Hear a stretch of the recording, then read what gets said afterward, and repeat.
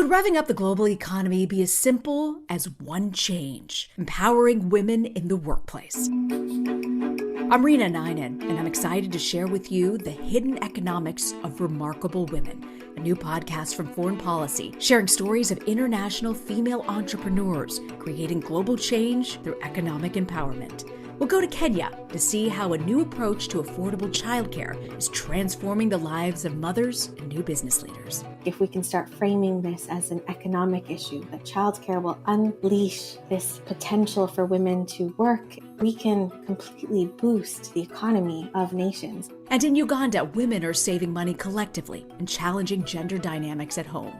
What was amazing was over the course of these household dialogues, they saw tangible changes in men's savings behavior and men's communication. Listen to Foreign Policy's Hidden Economics of Remarkable Women, supported by the Bill and Melinda Gates Foundation, wherever you get your podcasts.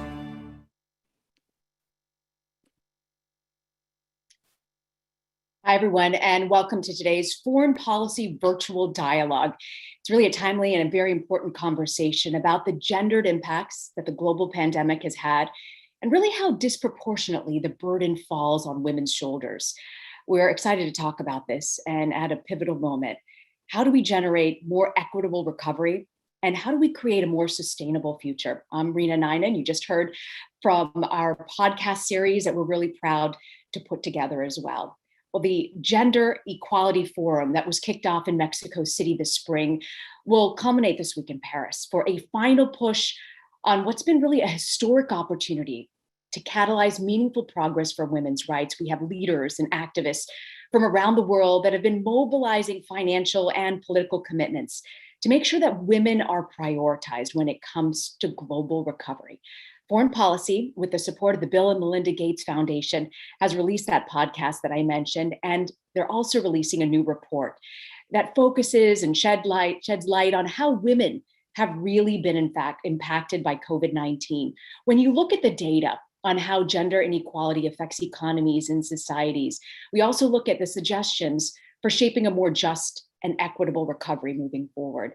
That podcast trailer that you saw is called Hero. It's the hidden economics of remarkable women. I had the pleasure of hosting it, and I just want you to know that you can find it at foreignpolicy.com/podcast. I hope you guys will tune in wherever you get your podcasts. And also take a look at the report. It's produced by FP's Analytics, the research division of Foreign Policy. They've done an incredible job in putting together the statistics is just remarkable of how it's really affected women and how you can make a difference. That launches today. It's got a wealth of data and evidence supporting the need to really elevate gender equality in order to drive the COVID-19 economic recovery.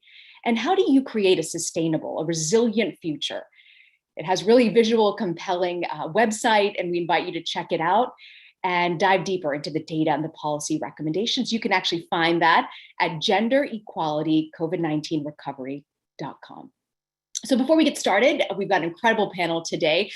I want to make sure that some of you know we want to hear from you, all of you guys. We've got hundreds of people tuning in today on Zoom, live streaming this event, and we've actually reserved a portion of today's event for questions from our global audience. So here's how you can join in on the conversation. If you're on Zoom, there's a Q&A button. Many of you I know are familiar with it. You can submit your questions there, and be sure to tell us your name, your organization, and where you're writing from. We'd love to hear exactly where you're coming from. And if you're joining us on phone or watching the live stream, you can email us.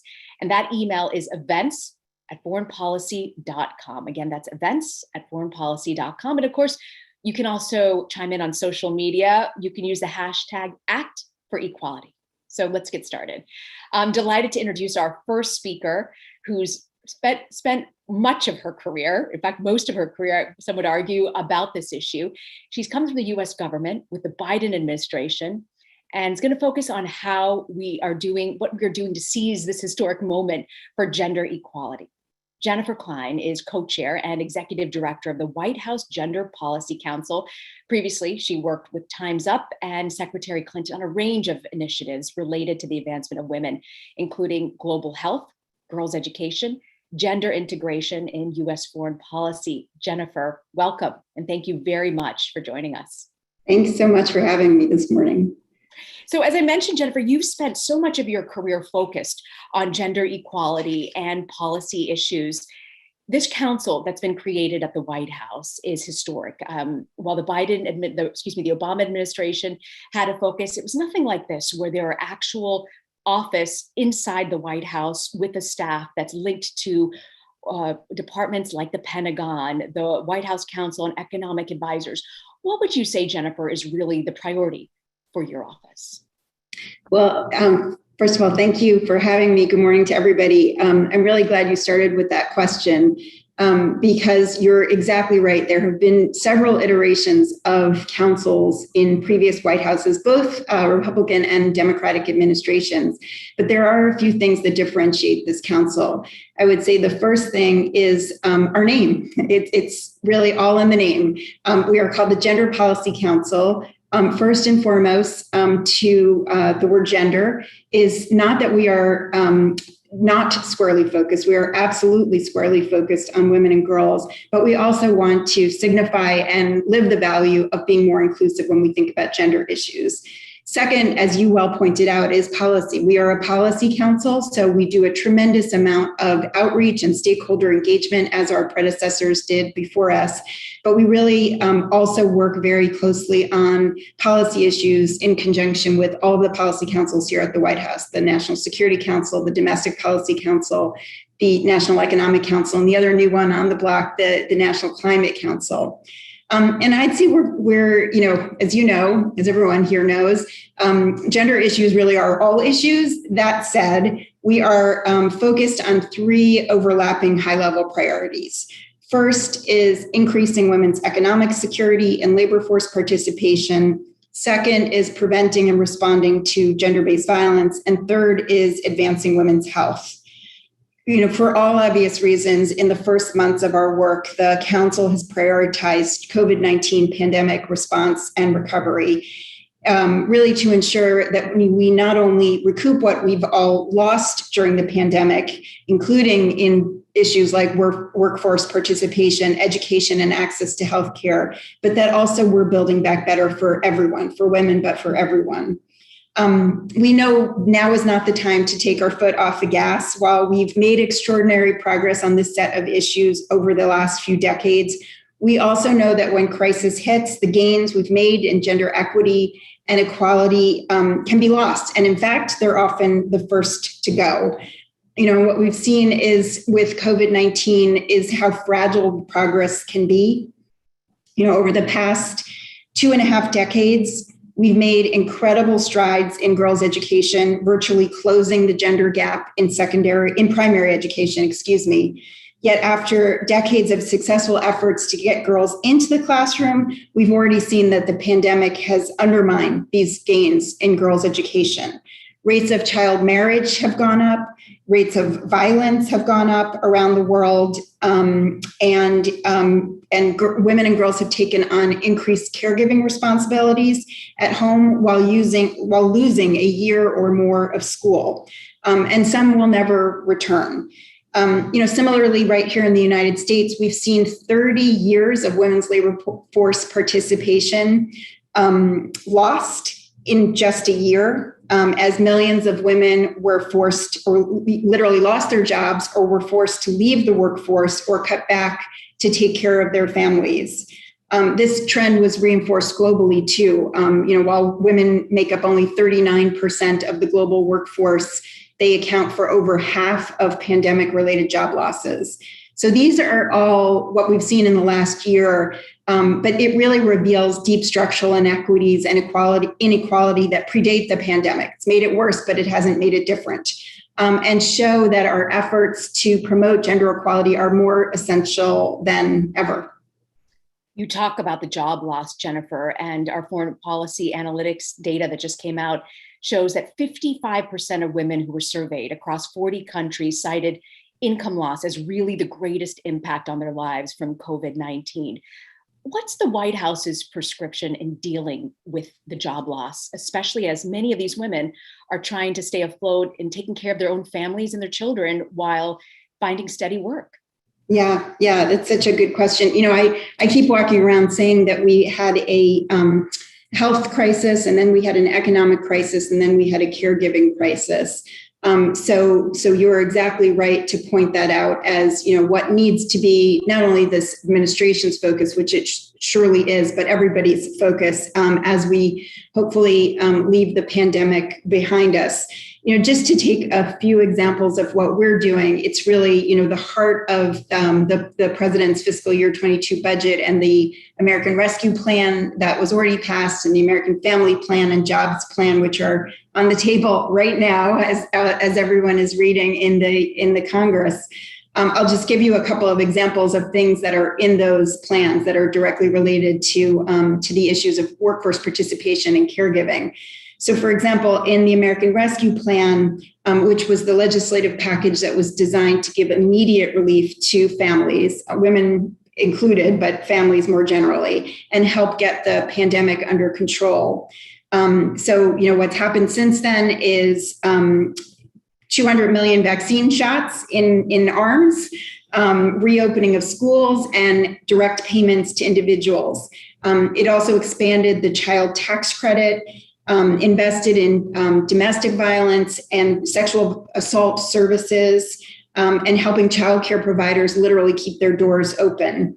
And the effort now with the American Rescue Plan is really to implement it. I mean, just last week we had an awareness day about, for example, a very important piece I just mentioned, which is the child tax credit, so that people who are eligible to receive a benefit know that it exists and know how they can access it. At the same time, we've put forward these two other proposals, which I just mentioned, which are really once in a generation efforts to rebuild the economy and support families. So, the American Jobs Plan or the Infrastructure Plan is an investment in physical infrastructure, and also the care economy, which is, the human infrastructure that we need to get back to work.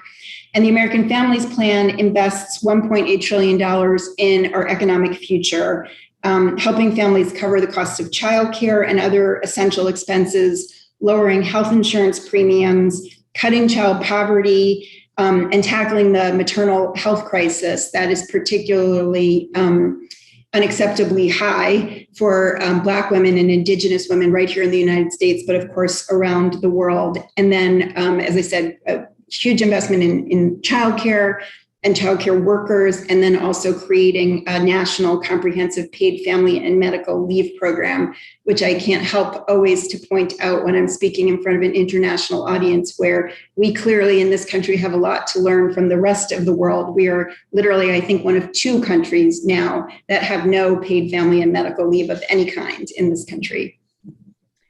Jennifer, I want to take you to a question we've got from Michael Novak at the Interparliamentary Union, IPU. Michael's asking, what role can national parliaments play in promoting gender equality in order to drive economic recovery? I think, it's really, I don't know if it's a good thing or a bad thing, but it's really the same around the world, which is that we need to focus on the issues that are really of importance right now to people and families. As we know, investing in women is always a good investment. It's, not only the right thing to do because women suffer discrimination literally everywhere around the world, but it's also the strategic thing to do. It's a strategic imperative if you want to improve outcomes in really any other issue. So sort of centering that, thinking about those overlapping forms of discrimination, and then thinking about what you need to actually support people who are trying to get back to work. As I said, a large focus of that, I think, really around the world, but certainly in this country, are those caregiving expenses and programs that we need to get people to be able to support their families and get to work. But it's also the thing we need for economic recovery, which is why, I was excited in joining this administration that even before taking office, President Biden had as one of his core economic goals, and is now working, as a somebody who works in the parliamentary system. We are now working with our Congress to actually advance that in legislation, but really thinking about care as an economic imperative, as well as an important way to support women and families. We've got another anonymous question this time. It says, given the current labor shortage, what are some solutions to ensure there's pay equity and prevention of harassment and sexual abuse across the service industry? That's such a good question. I mean, the all of these things are connected, right? So we need to ensure, and the answers are different around the world. The actual piece of legislation that you need to introduce in one country is obviously very different than in another country. And of course, different countries are farther along in the legal structure to protect pay equity or to protect from sexual harassment at work. But the goals are the same. And these things are connected, right? What we know is that people who are sexually harassed at work or sexually assaulted end up leaving the labor force in greater numbers. So ensuring that work is safe, dignified, and equitable as I said, are connected to each other, and also essential for, again, ensuring that people can be economically secure. It's a hugely important piece, and there are things that you can do, and here in this country that we can do by executive action. Just this on Friday, the president signed an executive order on diversity, equity, inclusion, and accessibility. And in that, which is a hugely important step forward in so many ways to ensure that the federal workforce is accounting for diversity, equity, inclusion, and accessibility. But within that executive order, there are provisions about how to ensure pay equity and how to ensure freedom from sexual harassment within the federal workforce, which is, one small step. Again, although the federal government in this country is a huge employer, the country's largest employer. So by taking that step, we're hopefully taking the first step to ensuring that all workers across the country are treated safely and fairly. Jennifer, as I mentioned at the top, your office is a historic office. And I believe when people go to examine President Biden's 4 years in office, they're going to turn to this office because women's issues, as you mentioned, affect every aspect of a government and of society. What are the benchmarks that you will use personally and professionally to determine whether or not your office was a success in the 4 years? That is such a good question. I think the answer for me is the policies we pass. I mean, I do think it's important to focus on process a bit. As you well pointed out, the existence of this office in and of itself is a commitment to this set of issues, and that is important. And one of the things we are doing literally for the first time in this country, other countries have them, is working on a national strategy to guide, really as a roadmap to guide our work over the next 4 years. Those things are really important. And thinking about, data, what we measure is what we'll do. So ensuring that we are measuring the right things in our data. Accountability, putting in place the measures of whether we succeed, whether, we actually do what we've set out to do. Putting a gender lens, it sounds like jargon, and it sort of is jargon, but really what does that mean? That means thinking about not only the disparate impacts of particular policies on women, in particular women of color, for example, but also the benefit of thinking about women and thinking about investing in women to advance better policies. So all of that is really important, and that will be part of how we measure whether we have succeeded.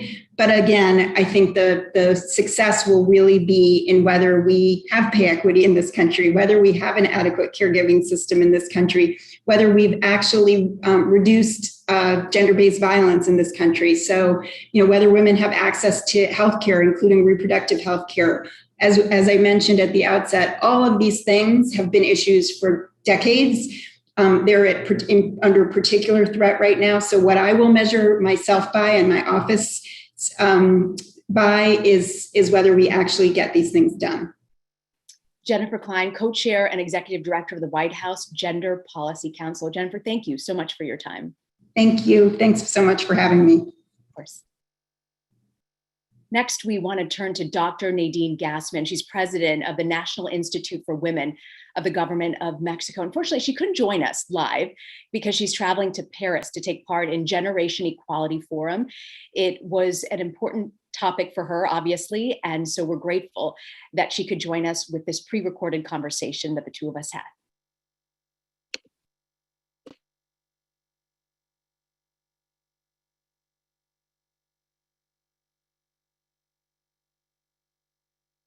Dr. Gasson, thank you so much for joining us. The Mexican Health Ministry just a few days ago released new numbers on COVID, and they found that 25% of the 126 million population has now been affected by COVID, far larger than the government had expected. When you look at the impact of this pandemic, what's been the biggest challenge for women in Mexico? Well, thank you very much. I'm really happy to be with you and with my colleagues. I think it's very timely to think about what the impact of COVID-19 has been on women, because at first we thought it was a pandemic, it would be equal for everybody. And we have seen through the pandemic the difference it has done to women and men, how different we had lived the pandemic, although we had learned some very important things, both of us. I think one of the important thing to say is that women have been at the forefront of the response to the pandemic. And when I say they have been in the forefront, it's not just that we had suddenly realized that 70% of the health workers in the world are women, but also because women had had to stay at home. And by staying at home with men, we have seen patriarchy at its best. All the stereotypes, all what women are supposed to do and men are supposed to do came into being questioned by staying at home together. And I think that's one of the main things that we had learned from the pandemic. The importance of the care work, of the domestic work, and how stereotype and how put on the shoulders of women it is. And I believe that is one of the main lessons, and it's one of the main opportunities we have through the pandemic. Let me give you just a few numbers. In Mexico, before the pandemic, women worked in domestic and care work about 40 hours a week. That is a week, it's a full-time job. Men, in contrast, work 15 hours. That means that women times more than men, which results in having less time to get to the formal work market, less time to study, less time for leisure. Because it doesn't mean women don't work. We work more and we earn less. And I think that's one of the things that we are wanting to change, and that is part of our policies should be. When you talk about policies, I mean, that number and just the reality of how much more women work and how underpaid they are for the services from childcare to in the field, where do you think we have the greatest hope in changing that inequity with gender and particularly on the childcare front and getting women equal pay? What gives you the most optimism? Well, I am very optimistic from where I sit also, because I see that this issue that has been in the feminist agenda for decades has been lived personally by almost every person in our planet, in our country. For the first time, the pandemic put us in the same space, and it wasn't a safe space or an easy space for women, but men at least saw what it meant. That's what we're working in the National Institute of Women. We're working, on one hand, supporting the legislators that had already approved in Congress that care is a right, which is enormous. It needs to be reaffirmed by the Senate, and that will bring all the legal needs to really have a national care system. At the same time, we had been working from day one of this administration to coordinate the care system for children, for the elderly, for people with living with disabilities, for the sick. And that's a very important area of work and a very important area of commitment of this administration. Dr. Gassman, do you believe that the Mexican government has done enough during this pandemic to help with the economic recovery of women? For the government of Mexico, and especially for President López Obrador, attending the needs of the 70% of the population where there's a majority of women, because it's the poorer population, has been a priority. So all the social programs that had been developed since the beginning were continued and reinforced in terms of that the money transference went in advance, but also in the credits that were given during the pandemic to support small businesses and businesses. There was a priority to support women, and for the first time in history in Mexico, there was a special focus to give small credits to domestic workers, which had never even, it was in this government that they were acknowledged as formal workers. You mentioned small businesses, and you talked a little bit about the Mexican government's involvement in getting women up off their feet in this pandemic. But it's got to take more than just the government. How is the private sector helping? Do you find them as good partners in helping women? During the pandemic, and in partnership both with the Ministry of Finance and Economics and the private sector, we developed and implemented an integrated strategy for the economic empowerment of women. And in this strategy, we developed things that took advantage of the trade agreement with Mexico and Canada and the US, the TEMEC, we call it here, and develop virtual business rounds only for women. So we supported and created the opportunities for women that had already exported or were ready to export to really get to that market, which was extremely interesting because we thought we would have a few, and they came by the hundreds because the virtual possibility made it easier to travel and meet with partners in the US, in Canada, and other countries. We also have a strategy of digital autonomy with Mercado Libre, which is like our Amazon, to have women learn how to use the platform, be reassured they can do it, and doing it. It has been extremely successful. About 60% of the women that took the course are already making business in the platform. And we have a national norm that puts standards for equality for the private and public companies. And we had continued to work on these issues. So if I have to say, we put everything in place so women could have opportunities. Before you go, Dr. Gassman, I'd love to get your take. What do you think a successful Generation Equality Forum looks like?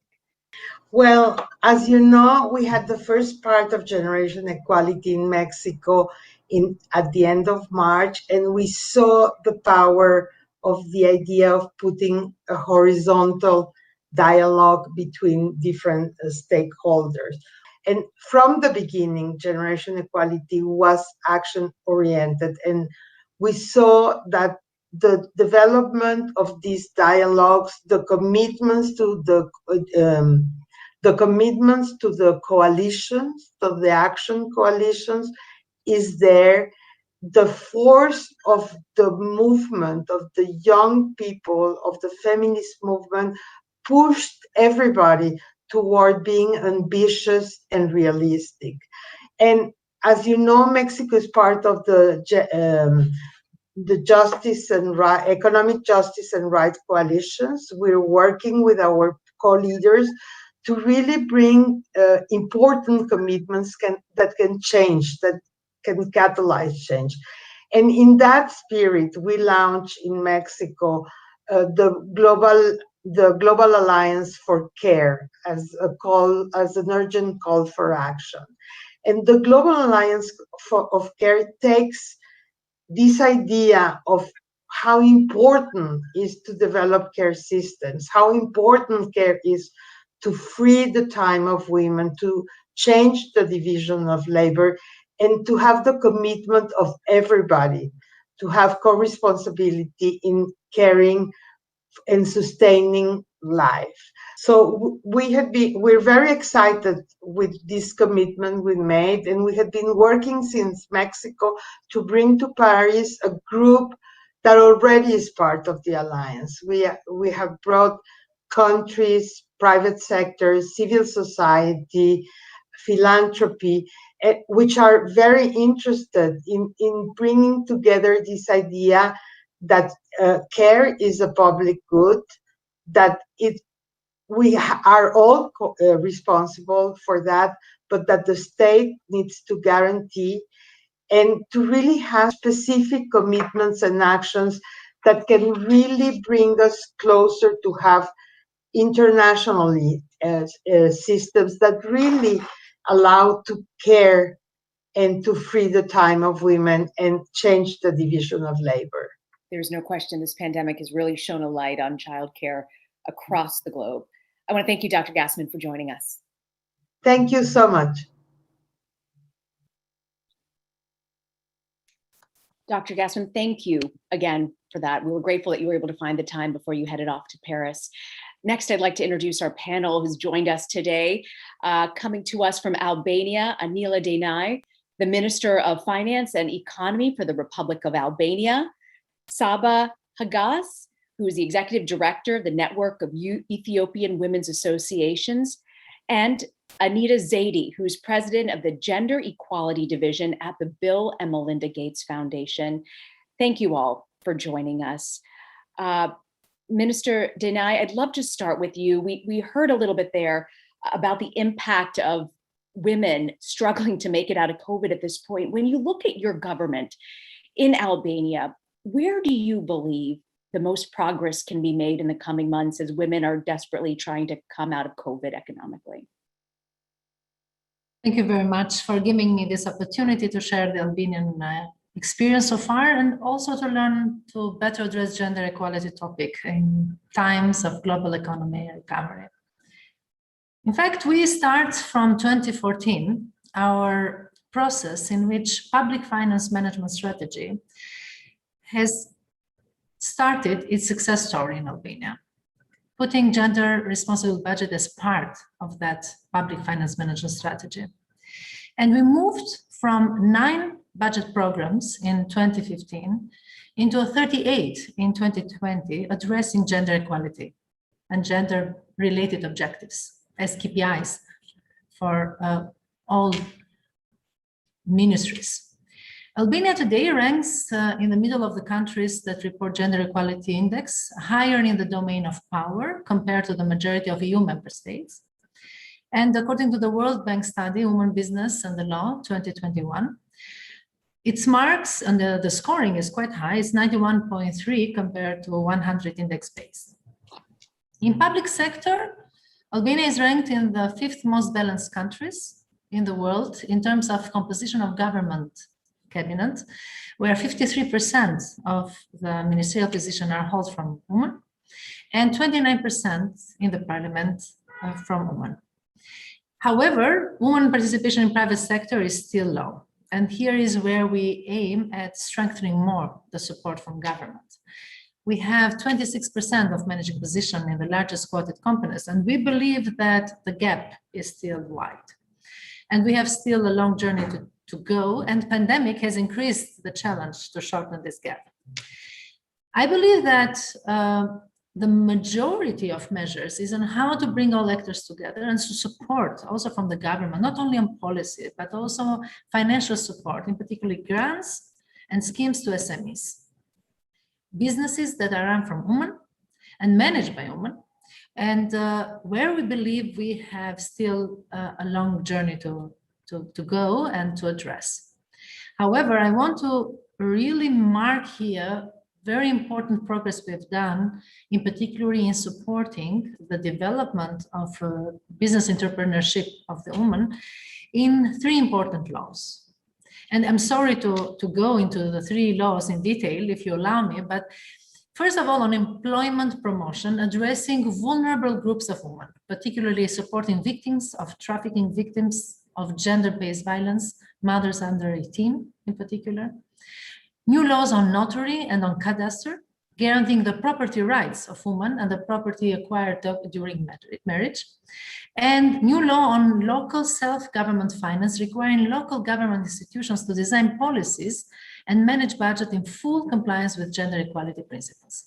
These 3 laws we worked during the last years, and they are the basis and foundations of the support, in particular to SME run by women. And as I mentioned, we definitely need to address more finance support for SMEs that are managed and run from women. Definitely, last but not least, access to vocational trainings and education is important in order to improve their skills for the labor market, but also to increase their intake into running a business in the near future. Anil, I want to thank you for that. I want to turn and look at foreign policy analytics. This new report that has just come out has looked at unpaid childcare and domestic work and estimated it's almost an $11 trillion industry annually. That's 3 times the size of the world's tech industry. Anita, I know you follow childcare very closely. What's your solution? What really works in addressing this entire sector that's gone unpaid? Well, during pandemic, the sorry, situation... I apologize. I was tossing, I know the names sound very familiar. I was just tossing that to Anita Zaidi. Anita? Thank you, Rina, and thank you for the invitation to speak at this panel today. Well, I think what COVID-19 has done is that it has exposed the fact that childcare is a global crisis. It's not just a problem in high-income countries, which is what people had previously thought. And this has had a devastating impact on female labor force participation around the world. So it's not just that in the US, women have lost millions more jobs than men have. It's also in South Africa, for example, when you look at the data, it looks like 2/3 of the job losses in South Africa have been in women. And some of these women may never be able to come back to participate in the labor market. So this also, in every crisis, there is an opportunity. And I think that the attention to the global childcare crisis gives us now an opportunity at the GEF forum and then in the commitments that follow from that to look at childcare as essential infrastructure, as the same way that we think about roads, about telecommunication infrastructure, about hospitals, the public system, the school systems. Childcare is thinking about childcare as essential infrastructure can unlock a lot more resources that are used for development financing.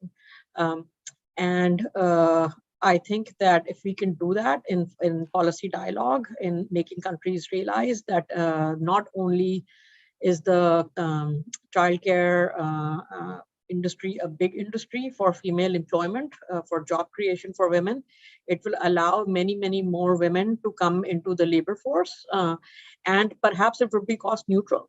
And all of that data and modeling needs to be done to show that I would think we wouldn't be surprised to see that actually the return on investment is greater than the money that you put in. So that's what I am hoping that we can all work towards. I like how you put that, Anita, that we have to look at this like it's infrastructure. What a great point. I think so often it's looked at as a woman's issue, doesn't really affect the economics of it all. Saba, I want to turn to you and ask you a little bit more. This has to be more than just government involvement. Where do you feel that we can move the needle on gender equity? Outside partnerships, have you seen anything that's really worked? Saba, I apologize. Can you just unmute yourself? I think your microphone is still, there we go. Thank you. Thank you very much, Rina, and thank you for the chance to participate in this platform. I believe that what you've said in terms of partnership, working more partnership I have seen is that the global and the national, as well as the grassroots level, women movements, as well as civil society support, as well as government interventions working together. In our view, where we see gaps in terms of women's challenges that have come with the crisis of COVID and even other crises in the country, I have seen that we have learned a lot in terms of partnership within the region within the sub-region, as well as with the work that we do at the grassroots level.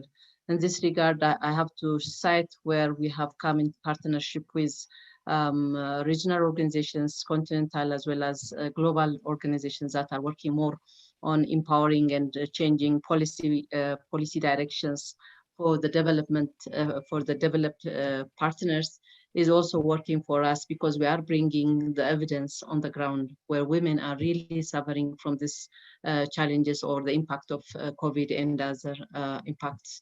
So the research and actual programs that we do on the ground has helped us know the real problem and the solution as well. We have seen that the vicious circle that women are undergoing because of the poverty support, the poverty reduction programs, and even other economic plans have not really trying to address the resilience issue for women. Women are coming to the same cycle of, getting something and then losing it and then becoming the victims of such crisis. So working in partnership with development actors, but at the same time also really making heard the voices from the ground, I believe is the best partnership. Thank you. Listening to the voices on the ground. That's very good, Saba. Thank you for your take on that. We've got some audience questions. I will remind everyone, if you want to drop in a question, you can hit us up on the Q&A here on Zoom. Minister Denai, I have a question for you from Natasha from the Batonga Foundation. How has your government sustained the grants that'll be provided to women-led businesses, as we have seen how COVID-19 undermines gender equity efforts within a year? Entrepreneurship, we talk about this in the podcast as well. It's a big issue, and it's hard to get these women up on their feet. They've got ideas. What do you think really works as far as grants to help these women get up and running? Thank you very much for the questions. Indeed, it's difficult to give only one support, and I mean only grant support. I would like to see it as a support into access to finance, which is a much broader concept, where grants plays an important role, but they're not the only one. And to this extent, we have last year, in particular during pandemic, seen how much the government, the sovereign guarantees that we gave for all businesses, run from women and men, had played an important role into passing this difficult situation during the pandemic. And we believe that the sovereign guarantees tailored, in particular for SMEs run by women, in the combination to grant schemes, could be a very good solution. In particular, it will be also linked to other actors than just the finance access, in particularly for training on how to manage a small business. And I want to thank here many international partners that we have in Albania that have been during all the years supporting in training SMEs from the startup model to a phase that they can walk by themselves. And for the startups, a separate attention should be given, both in terms of grant and access to finance, because we have to live now with a new business model. Pandemic probably have brought many business to end or might bring this situation. So we need to redesign schemes for startups, where definitely women leading these SMEs or these startups businesses should be in focus. But as I said, both combined, grants and sovereign guarantee support schemes. Yeah, it's remarkable. The research, foreign policy analytics, a third of India's entrepreneurs in 4 states have closed their businesses permanently, a third. It's something we looked into in the podcast as well.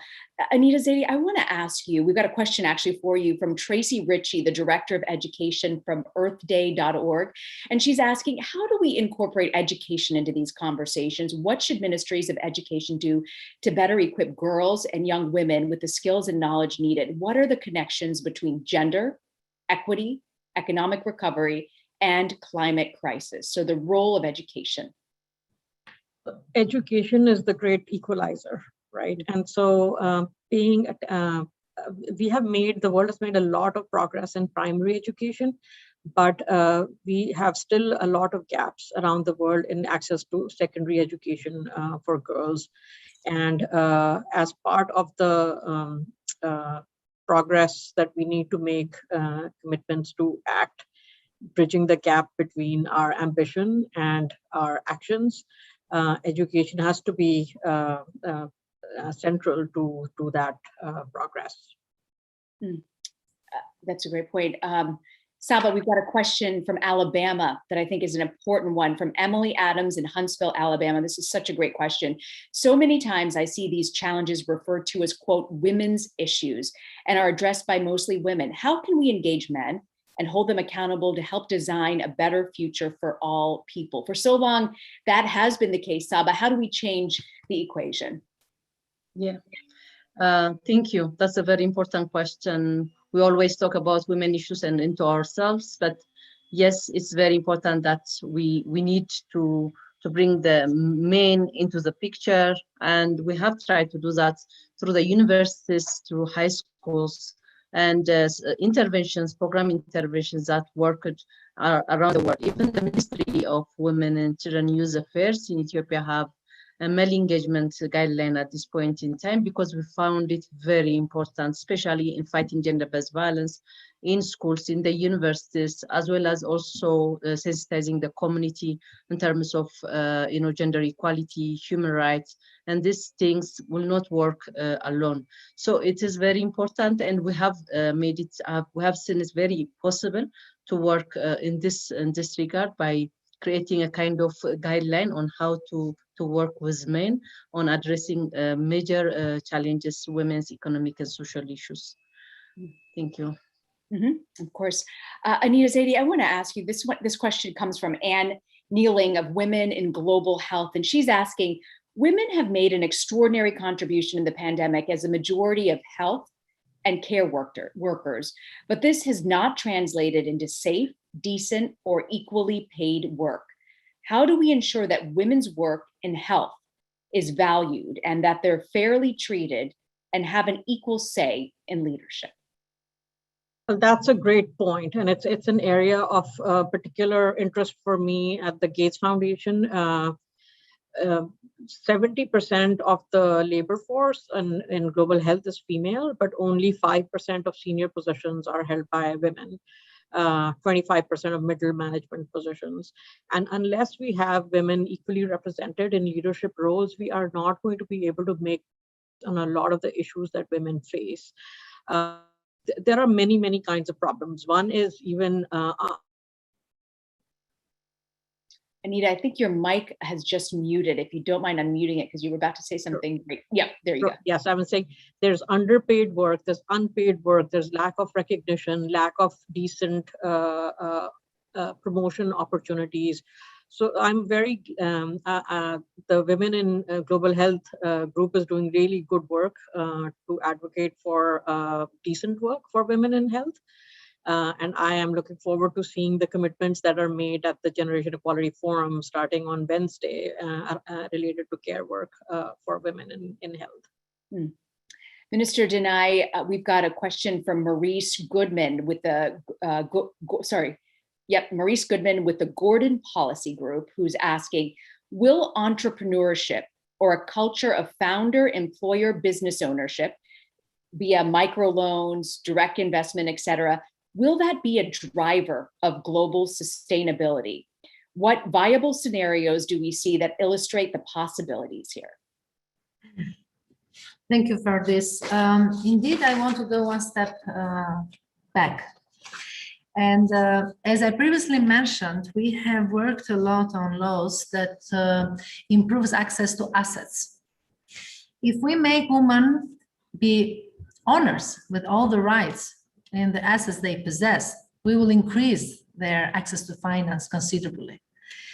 And in Albania in particular, I want to mention one important figure. 42% of population lives in rural areas. And in rural areas, women are more vulnerable to asset-based property rights.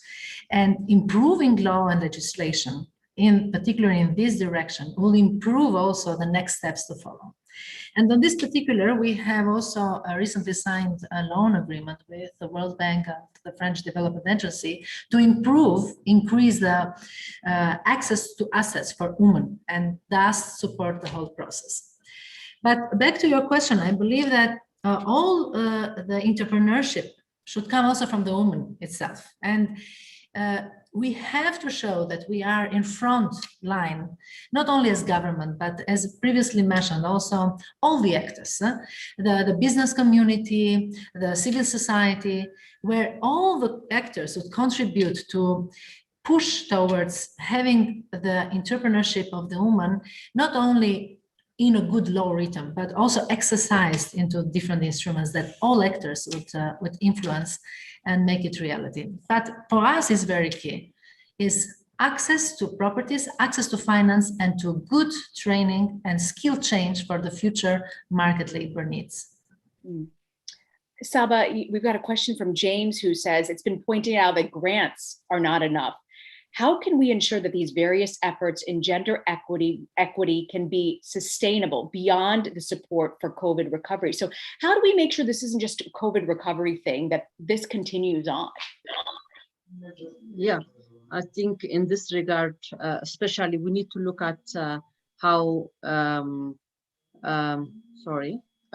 we need to look at how even the gender gains we have made in the last few years, for example, in Ethiopia, we were at the verge of losing them because of, again, becoming gender-based violence, becoming rampant, early marriage becoming a practice due to schools being closed. And then, you know, these things become like an emergency situation, but they are not only emergency situation, because we have to address the essential issues of inequality, which are already existing within our system. So instead of just working on impacts of COVID, like, you know, addressing poverty due to COVID, I think we need to look at the inequalities as well in changing policies, in ensuring implementation of laws that are already on board, but which have never been implemented due to that women are still suffering from these positions. So what COVID did was actually revitalize the essential positions that we had, and it made us go back and again make a struggle to those rights that we have already ensured within our constitution, within our laws. So I believe that our actions and efforts in this regard shouldn't be only focusing on what COVID did in terms of health or economy, but also looking at the inequalities that are inherent within the society. So it has to do with awareness, it has to do with ensuring that existing policies are already intact and being made. It has to do that with budget financing of actions that we have already planned as a government as well as a public. So we need to look at not only on COVID again, because we become so focused on that, but there are inherent issues that are already, you know, aggravate the challenges for women economically and socially. And moreover, I have to say that we have also to think about decision making. Women have to come back into their decision making power. And unless we do that, even the responses that we're making on COVID will not really be sustainable. So we have to bring the voice, as well as we have to bring their decisions into these platforms. Saba, you mentioned child marriages. Emily Prey, who's head of gender policy projects at New Lines Institute, is asking this question. You know, we know that child marriage is connected to GDP rates. as girls are forced to marry instead of furthering their education, gaining employment, participating meaningfully in the market and society. What's being done to address child marriages abroad and also in the US?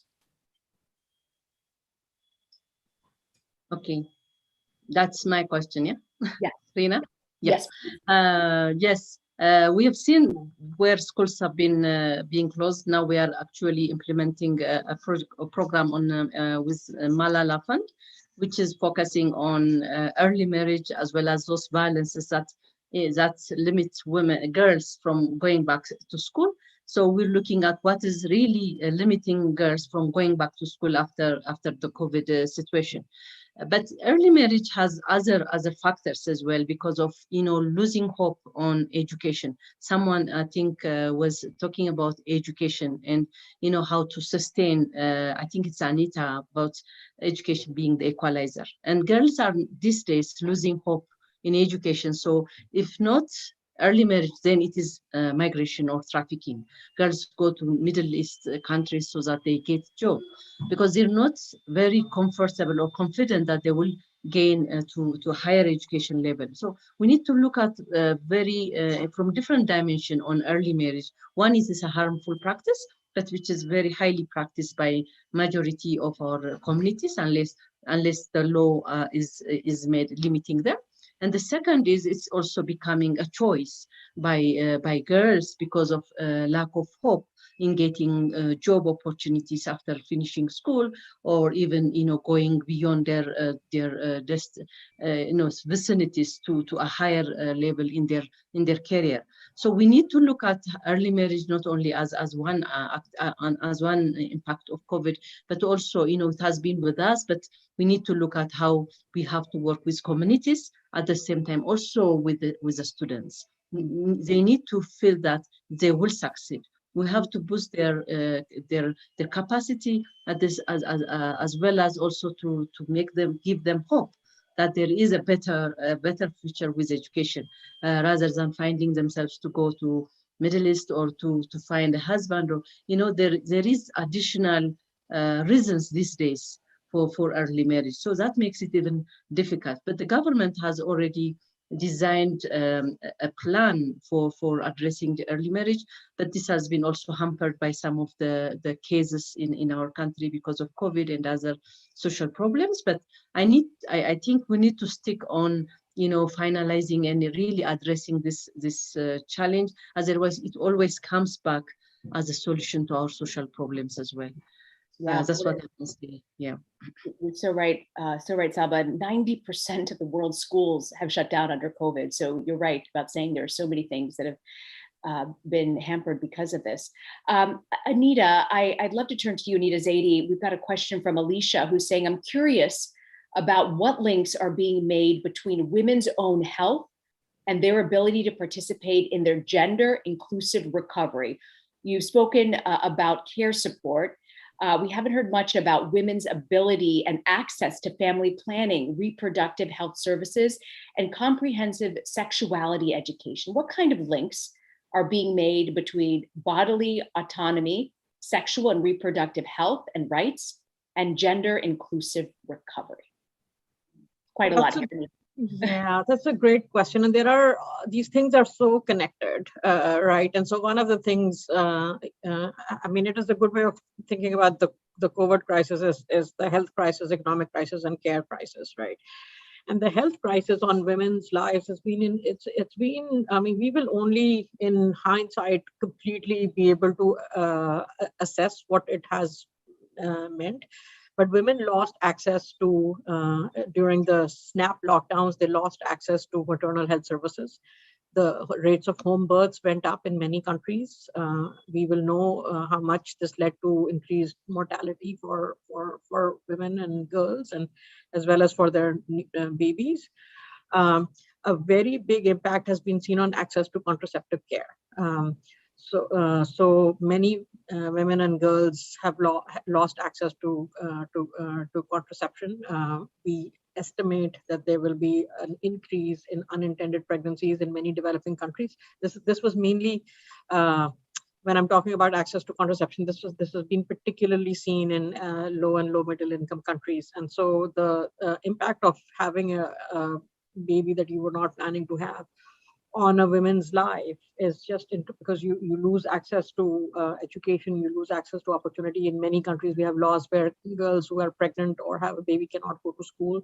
So it's all connected up and in many ways and have a huge impact on gender inequality, unfortunately.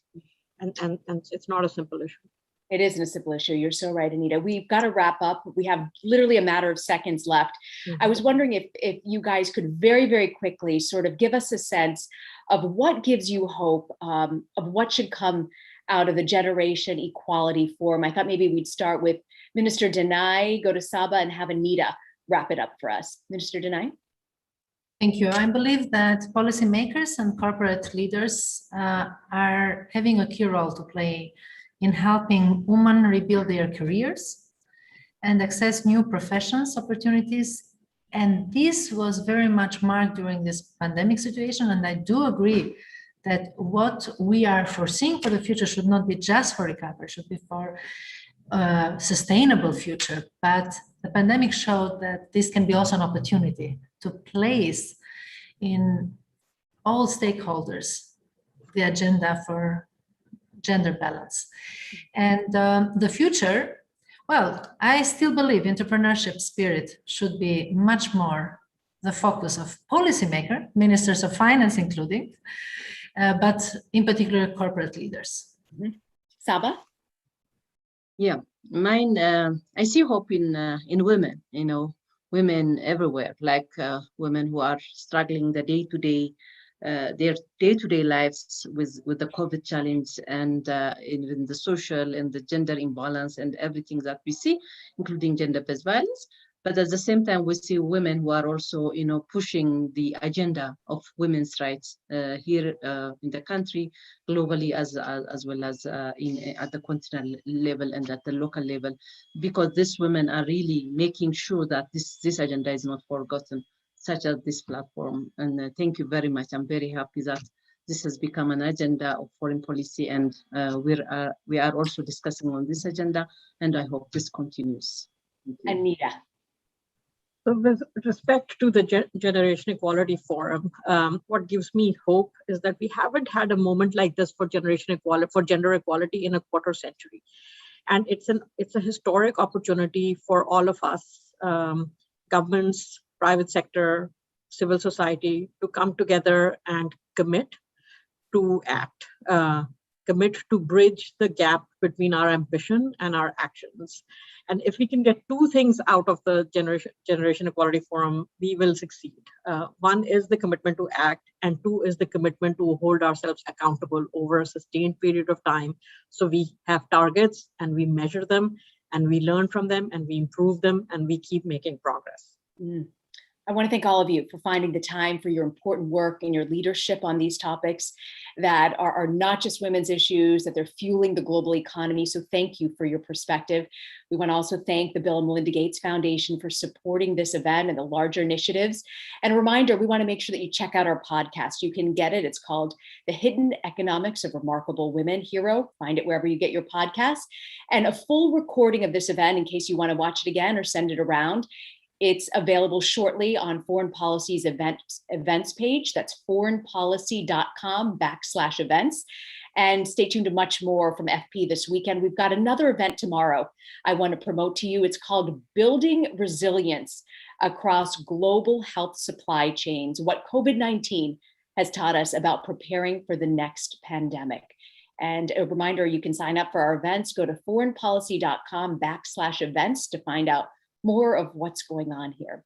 I'm Rina Nainen. Thank you guys for joining us for this important dialogue. Take care.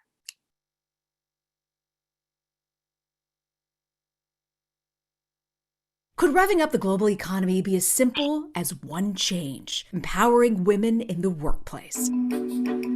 I'm Rina Nainen, and I'm excited to share with you The Hidden Economics of Remarkable Women, a new podcast from Foreign Policy, sharing stories of international female entrepreneurs creating global change through economic empowerment. We'll go to Kenya to see how a new approach to affordable childcare is transforming the lives of mothers and new business leaders. If we can start framing this as an economic issue, that childcare will unleash this potential for women to work, we can completely boost the economy of nations. And in Uganda, women are saving money collectively and challenging gender dynamics at home. What was amazing was over the course of these household dialogues, they saw tangible changes in men's savings behavior and men's communication. Listen to Foreign Policy's Hidden Economics of Remarkable Women, supported by the Bill and Melinda Gates Foundation, wherever you get your podcasts.